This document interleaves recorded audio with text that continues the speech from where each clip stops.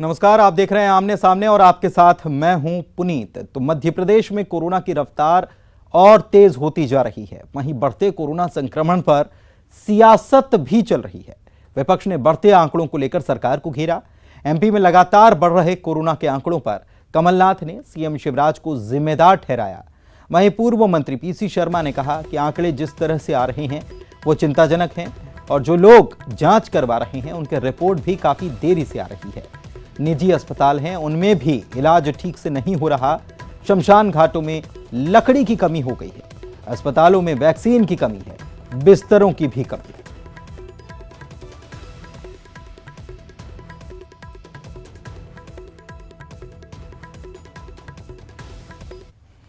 है। नाटक टौटंकी से बाज नहीं आएंगे। आज उन्होंने कहा है कि मैं सड़क पर चल के मास्क लोगों को प्रेरित करूंगा कि वो मास्क पहने, तो इससे कोरोना दूर होगा, स्वास्थ्य व्यवस्था सही हो। आज टेस्ट रिजल्ट 3 दिन बाद आता है, 12 घंटे में 8 घंटे में क्यों नहीं आ सकता। तो बहुत सारी ऐसी चीज़ें हैं, बस नाटक नौटंकी से ही ये आज फल मिला है। ये सरकार से मांगे श्वेत पत्र जारी करे, कैसे 3 महीने में आप इलाज करेंगे ये बताएं। दूसरे जो जितनी भी भोपाल के अंदर संजीवनी है सब में टेस्ट नहीं हो रहे हैं, सब में वैक्सीन नहीं लग रहे हैं, जो छोटे छोटे स्वास्थ्य केंद्र इसमें नहीं लग रहे, सब में लगे। ये बहुत ही वार फुटिंग पे सरकार को करना पड़ेगा, ये हमारी मांग है। और नहीं तो सोशल डिस्टेंसिंग से करना पड़ेगा या किसी तरह से करना पड़ेगा। कांग्रेस पार्टी इस मामले में आंदोलन करेगी कि भोपाल और मध्य प्रदेश की जनता को कोरोना से बचाया जाए।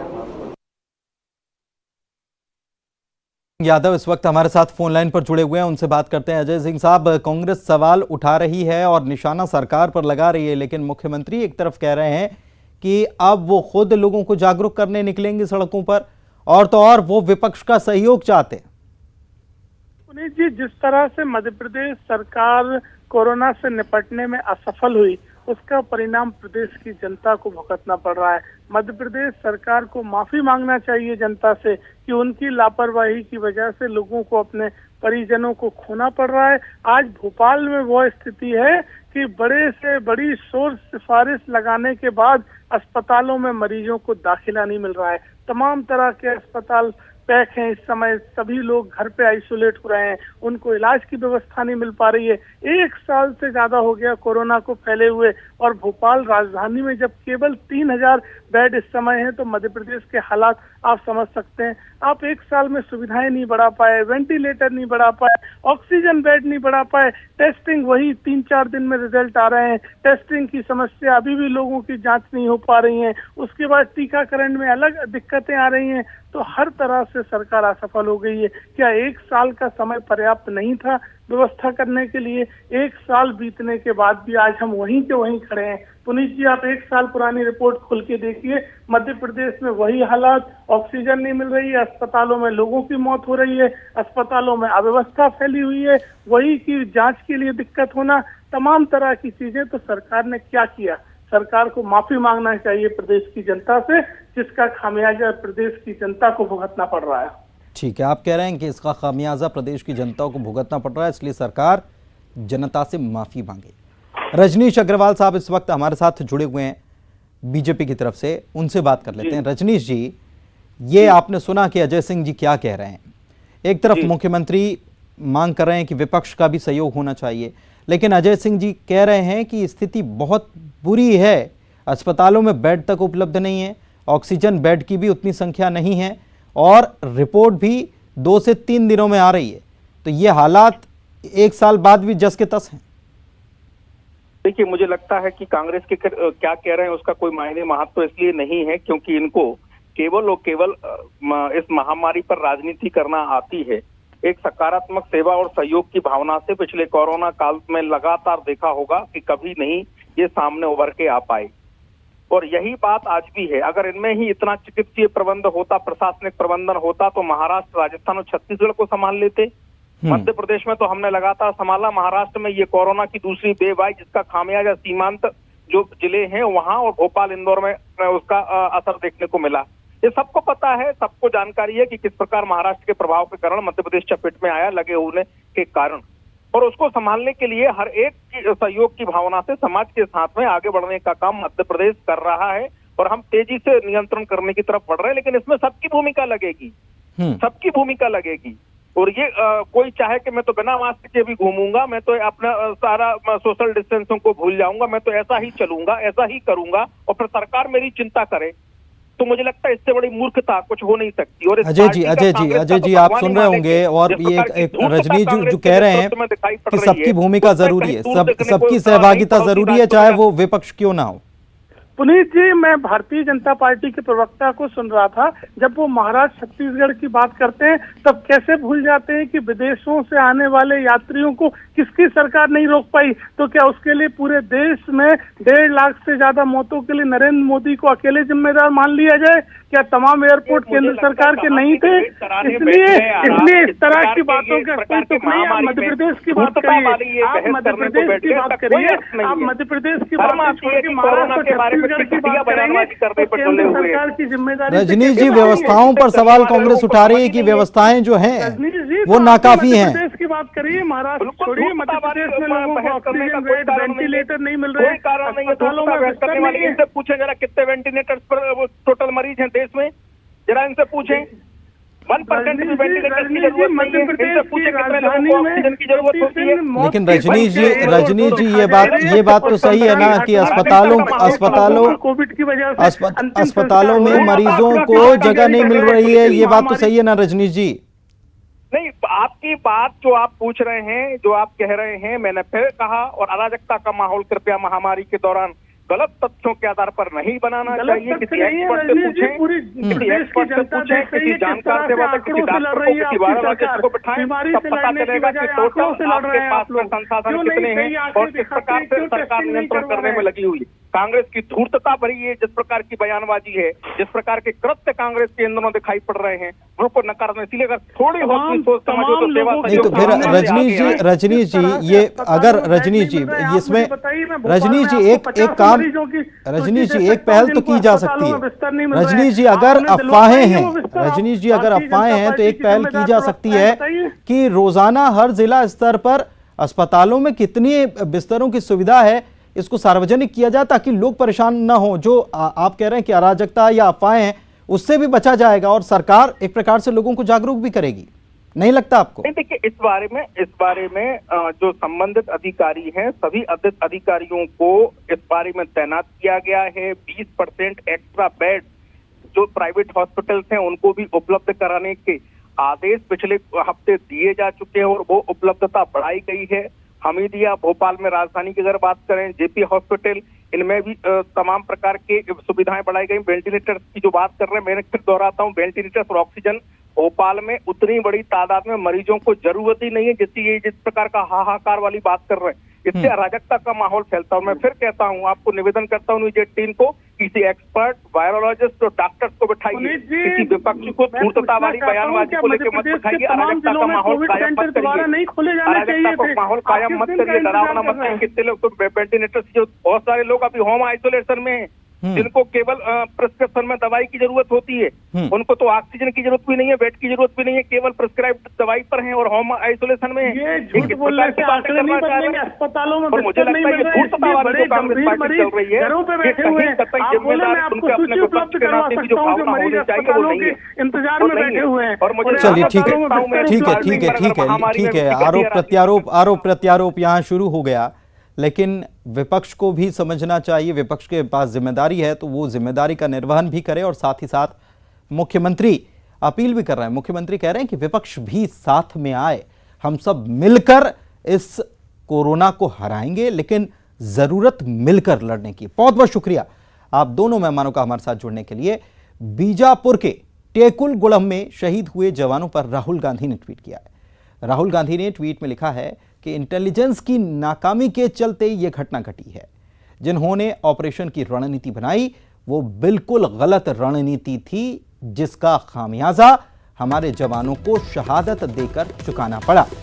वहीं राहुल गांधी के ट्वीट पर यह सवाल भी खड़े हो रहे हैं कि ऐसे वक्त में इस तरह के ट्वीट करना क्या सही है? खुफिया विभाग पर सवाल खड़े करना क्या ठीक है? क्या ऐसे सवालों से जवानों का मनोबल नहीं गिरेगा?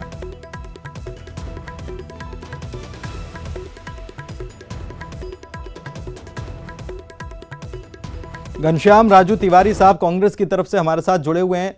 घनश्याम राजू तिवारी जी, ये जो ट्वीट है, क्या कहेंगे इस पर?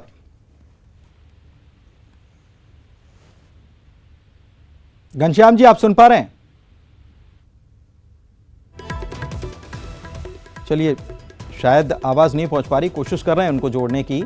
लेकिन ये जो ट्वीट आया है, इस पर अब सवाल उठ रहे हैं। जो नक्सल घटना हुई है जिसमें जवानों की शहादत हुई है, इस पर कांग्रेस लीडर राहुल गांधी ने ट्वीट किया है और उन्होंने सीधे सीधे इंटेलिजेंस पर सवाल उठा दिए। हम कोशिश कर रहे हैं कि कोई कांग्रेसी नेता इसमें जुड़े जिनसे हम बात कर पाएं। लगातार कोशिश चल रही है कि कोई कांग्रेस के नेता छत्तीसगढ़ से जुड़े जिनसे हम पूछ पाएं कि आखिर ये राहुल गांधी की तरफ से जो ट्वीट आया है, इस पर वो क्या राय रखते हैं। छत्तीसगढ़ में कांग्रेस की ही सरकार है और राहुल गांधी ने ट्वीट में लिखा है कि इंटेलिजेंस की नाकामी के चलते ये घटना घटी है और जिन्होंने ऑपरेशन की रणनीति बनाई वो बिल्कुल गलत रणनीति थी। राहुल गांधी इसके बारे में बता रहे हैं कि रणनीति गलत थी और इसका खामियाजा हमारे जवानों को शहादत देकर चुकाना पड़ा है। वहीं राहुल गांधी के ट्वीट पर अब सवाल यह है कि ऐसे वक्त में इस तरह के ट्वीट करना क्या सही है।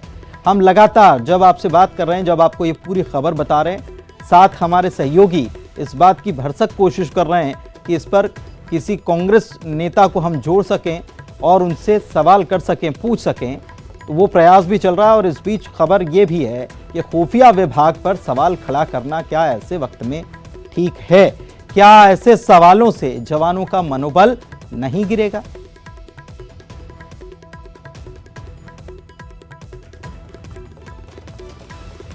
बीजापुर के टेकुल गुड़हम में जवान शहीद हुए, नक्सलियों से सीधा लोहा लिया उन्होंने और इसमें काफ़ी नक्सलियों को भी नुकसान हुआ है। इस पर तमाम तरीके की प्रतिक्रियाएं भी आई, लोगों ने श्रद्धांजलि दी, हमारे जवानों की वीरता को नमन भी किया। गृह मंत्री अमित शाह खुद पहुंचे हुए थे और उन्होंने भी जवानों के साथ न केवल वक्त बिताया बल्कि जो जवान देश की मातृभूमि की रक्षा करते हुए शहीद हुए हैं उन्हें नमन भी किया।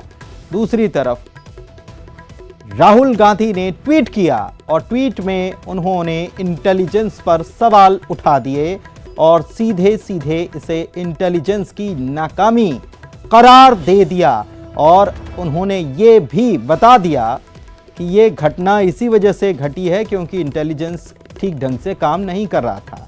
और तो और वो आगे लिखते हैं कि जिन्होंने भी ऑपरेशन की रणनीति बनाई वो बिल्कुल गलत रणनीति थी और इसी का खामियाजा हमारे जवानों को शहादत देकर चुकाना पड़ा। अब जो भी जानकारी राहुल गांधी को दी गई है उस अनुसार उन्होंने ये ट्वीट किया है कि गलत रणनीति थी और गलत रणनीति का खामियाजा शहादत देकर चुकाना पड़ा है। राहुल गांधी के ट्वीट पर अब सवाल ये कि ऐसे वक्त में इस तरह के ट्वीट करना क्या सही है? खुफिया विभाग पर सवाल खड़े करना क्या ठीक है? क्या ऐसे सवालों से जवानों का मनोबल नहीं गिरेगा? तो हम लगातार कोशिश कर रहे हैं कि कोई इस खबर पर जुड़े कांग्रेस नेता हम उनसे बात कर पाएं। अभी प्रयास चल ही रहा है और ये ट्वीट सवालों में।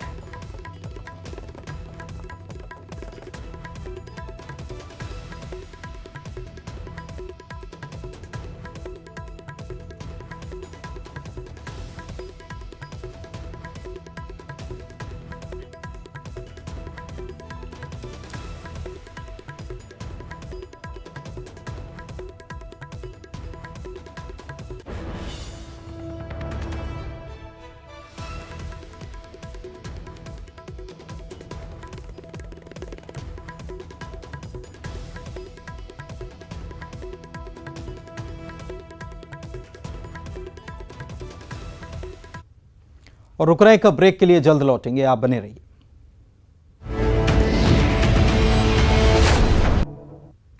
ब्रेक के बाद आपका स्वागत है। कोरोना संकट से जूझ रहे मध्य प्रदेश में स्वास्थ्य सेवाएं चरमरा सकती हैं।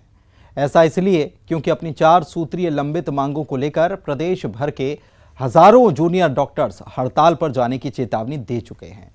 इसके मद्देनजर पूरे प्रदेश में मंगलवार यानी कल से जूनियर डॉक्टर समानांतर ओपीडी लगाकर काम करेंगे। इससे संक्रमण काल में व्यवस्थाओं पर असर पड़ेगा।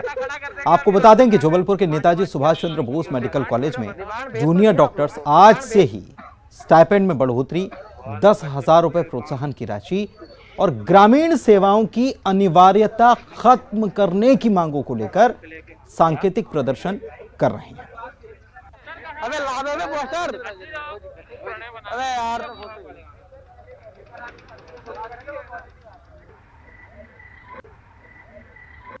गंदा लिखवाया है। हमारा नेता खड़ा कर देंगे अभी राहुल गांधी। डिमांड क्या है? काय के लिए डिमांड भेज तो दिया आप लोगों को। डिमांड भेज बच्चे बोले कौन है? गोविंद मालू साहब बीजेपी से हमारे साथ जुड़े हुए हैं, तो संजय यादव साहब कांग्रेस से जुड़े हुए हैं। सबसे पहले गोविंद मालू साहब, मैं आप ही के पास आता हूं। जूडा फिर से हड़ताल करने की चेतावनी दे रहा है, वो भी ऐसे वक्त में जो कोविड काल है और संक्रमण की रफ्तार तेज गति से बढ़ रही है। असर पड़ेगा स्वास्थ्य सेवाओं पर? निश्चित ही ऐसे समय जबकि अस्थमा भी लगा हुआ है और पेंडेमिक है, जब पूरा समाज एकजुट होकर ऐसी महामारी में मदद कर रहा है, ऐसे समय उनको हड़ताल नहीं करना चाहिए। इसके लिए काफी समय है, दूसरा तब किया जा सकता है। उनकी मांगे जो है वो सदाशयता से विचार की जाएगी जब भी इसका, लेकिन अभी ऐसे समय पर ऐसे नहीं मालू साहब, इस पर तो सहमति, जूडा तो कहते हैं कि इस पर सहमति बन चुकी है, लागू नहीं किया जा रहा, और जब इनकी जरूरत होती है ऐसे वक्त में ही ये अपनी मांग को उठा सकते हैं ताकि दबाव बन सके, वरना तो इनकी बात पर ध्यान तक नहीं दिया जाता, और इसीलिए ये ऐसा कर रहे हैं। ये सही समय नहीं है, दबाव बनाने की आवश्यकता नहीं है। जो अच्छा काम करेगा उसको पुरस्कृत भी कर रही है सरकार ऐसे समय पेंडेमिक में। तो ऐसी महामारी के समय जबकि पूरे देश में, मध्य प्रदेश में केस बढ़ रहे हैं, ऐसे समय ऐसे निर्णय अमानवीय है, नहीं लेना चाहिए। सरकार सदाशयता से फिर विचार करेगी, अपनी बात कहना चाहिए और उसके बाद थोड़ा उसके लिए अभी इंतजार करना चाहिए। संजय जी, आप क्या कहेंगे इस पर? देखिए, पहली बात तो ये है कि सरकार की नाकामी के कारण आज मध्य प्रदेश में बहुत बुरे बदतर हालात होते जा रहे हैं। उसमें मैं कहना चाहता हूँ कि एक तो सरकार का इस समय सरकार जो है प्रशासन चला रहा, शासन जो है पूरे न मंत्रियों का न किसी एक व्यक्ति अकेला पूरा मध्य प्रदेश हैंडल नहीं कर सकते।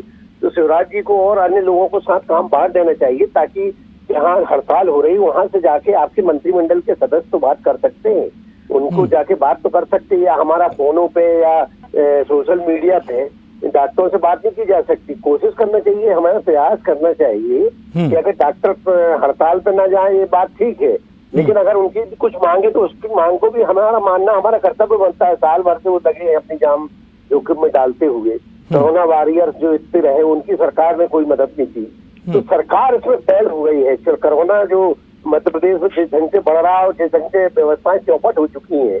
मैंने आज ही फोन लगाया जबलपुर मेडिकल स्वास्थ्य में, मेरे पिछले साल के अपेक्षा नर्स कम कर दिए गए, सफाई कर्मचारी कर दिए गए। सरकार ने इस समय बिल्कुल आत्मनिर्भर मध्य प्रदेश की ओर चल रहे हैं कोरोना के संकट में, कि जिसको हो जाए खुद देखो। प्राइवेट अस्पतालों के हालात बहुत खराब हैं।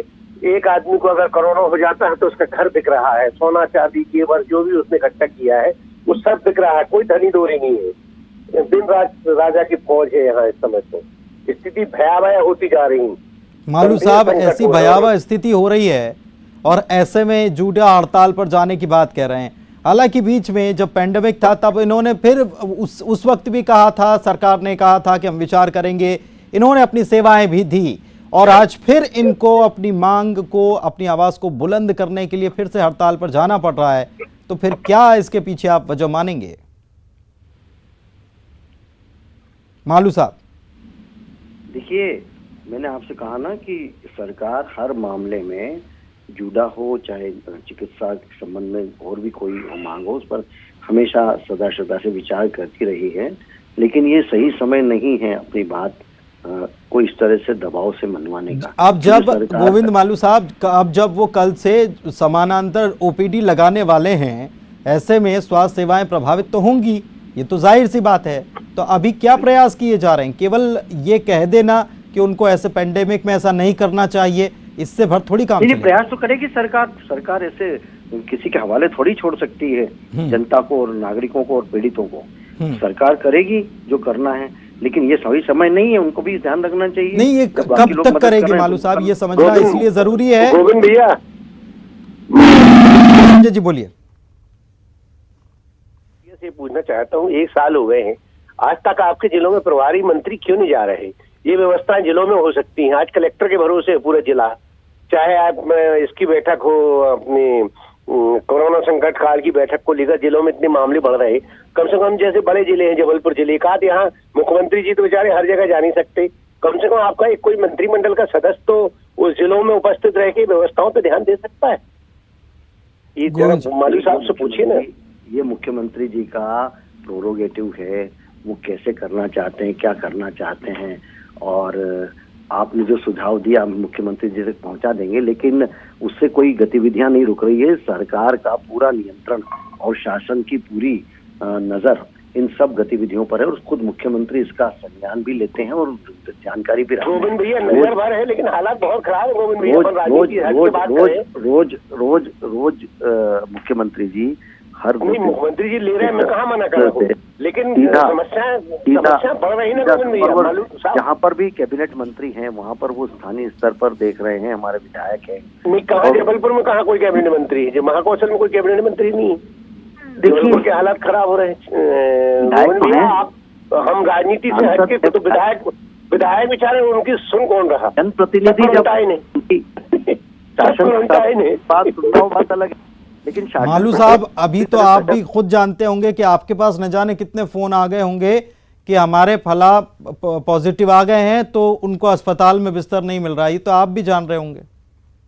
देखिए इंदौर में हालात बिल्कुल, ये बात सही है कि अब पॉजिटिव केस बढ़ रहे हैं, लेकिन एकदम ऐसी स्थिति नहीं है कि किसी को मना किया जाए। कई जगह पर व्यवस्था, और ये बढ़ा भी रहे हैं बेड, और व्यवस्था भी कर रहे हैं। जिनको सरकारी अस्पतालों में भी भेजा जा रहा है, किसी को होम आइसोलेशन किया जा रहा है। सरकार देखिए, अभी मैंने 2 घंटे पहले किसी के यहाँ पॉजिटिव मतलब उनको सिम्टम लगे कोविड के, तो उनके 1 घंटे में टीम पहुंच गए। उनकी RT-PCR भी उनका रैपिड भी टेस्ट कर लिया, RT-PCR नहीं। लेकिन अगर झूठा हड़ताल पर चला जाएगा तो प्रभाव तो बहुत ज्यादा पड़ेगा ना, और उम्मीद मालू साहब ये की जानी चाहिए कि इस पर सरकार को तुरंत संज्ञान लेना चाहिए, उन्हें हड़ताल करनी चाहिए, नहीं करनी चाहिए, सारी बातें उनके साथ बैठ कर की जाए ताकि जल्द से जल्द इस समस्या का हल निकले पेंडेमिक में। बहुत बहुत शुक्रिया आप दोनों का हमारे साथ जुड़ने के लिए। और इसी के साथ इस प्रस्तुति में इतना ही। नमस्कार।